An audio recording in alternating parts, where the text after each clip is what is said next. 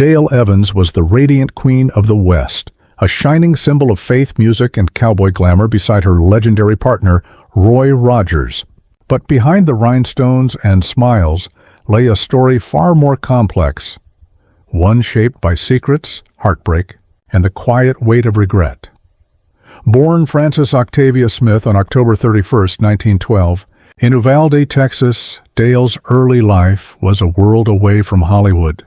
Raised partly by her uncle in Arkansas, she married at just 14, became a mother at 15, and was divorced soon after. To survive, she worked in radio through the late 1920s, singing and playing piano while enduring the harsh judgment of being a young single mother. Everything changed when she stepped into Hollywood. Rebranded as Dale Evans, she signed with 20th Century Fox. But fame came with a price.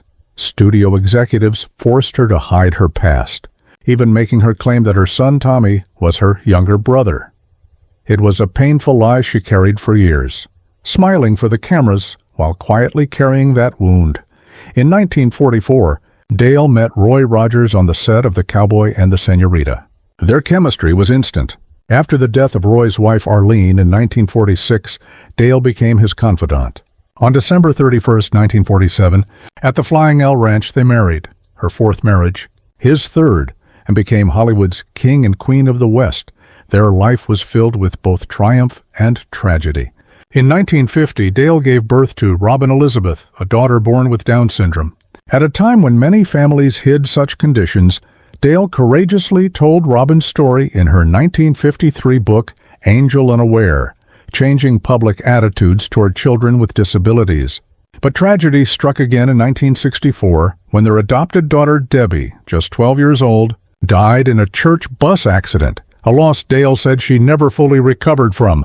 Behind the polished image, Dale carried quiet struggles, the loneliness during Roy's long absences, the strain of his strict parenting, and her lingering regret over hiding her motherhood in her early career. In her later years, she spoke openly for the first time, not to tarnish their legacy, but to reveal the real human story beneath the legend.